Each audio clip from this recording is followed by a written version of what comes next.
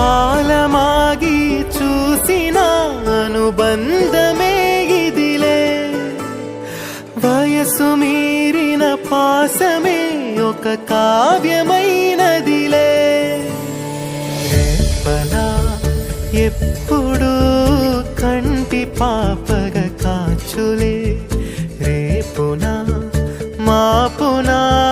చంటి పాపగ చూచులే